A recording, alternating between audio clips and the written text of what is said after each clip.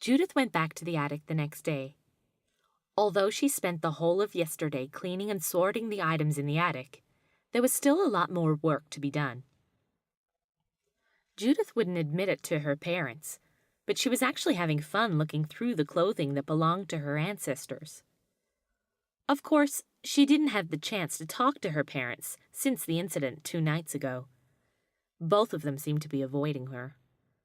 Judith sighed, realizing that it was more peaceful to stay away from her parents than to start a feud.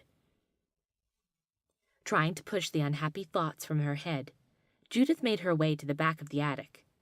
She carefully lifted an old dusty cloth from the top of an object. Judith's eyes went wide when she saw an old-fashioned trunk underneath the cloth. The trunk was made from a very dark wood, and, upon closer investigation, she realized it had once been painted black. Unable to suppress her curiosity any longer, she pried her fingers under the lid of the trunk. Judith groaned under the heavy weight, but the effort was well worth it when she saw what was inside. Tucked neatly away was a pile of black dresses. Judith gently unfolded a dress and studied it carefully. The dress was a faded color of black and had sharp, cut fringes at the edge of the long-sleeved arms. Lace that resembled a spider's web ran along the low neckline.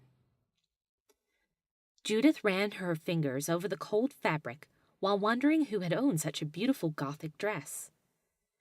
Judith put her dress aside and began searching through the rest of the trunk. She looked in awe as she unfolded one beautiful black dress after another. When Judith picked up the last black dress and unfolded it, she heard a loud thud on the floor beside her. Then she began to cough furiously. Judith felt her eyes itch and her throat burn. She waved one hand in front of her face while covering her mouth with the other hand. Whatever fell from the dress disturbed the dust, she thought as she continued to cough. The dust began to settle as Judith opened her eyes to see a black leather book lying at her feet. She let out a few more coughs as she bent down to pick it up. Just like everything else in the attic, the book was very cold to the touch. Judith opened the book and then began to read. This journal is the property of Ms. Judith Hyacinth Forge. She stopped reading as her blood went ice cold. Judith never knew she was named after one of her ancestors. She swallowed hard as she thought about the likelihood of finding a journal that belonged to someone with the exact same name as herself.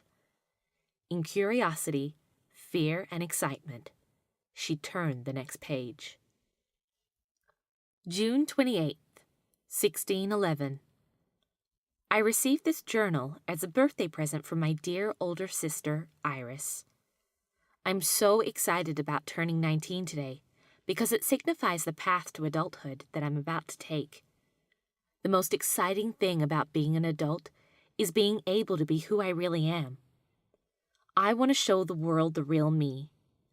Iris and I are very much alike, but she's afraid to admit who she really is.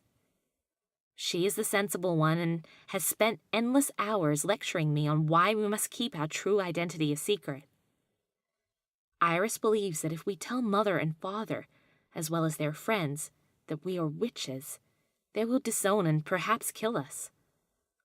But I don't believe that. I know my mother and father will accept me as I am. Judith stopped reading and tried to process what she had just learned.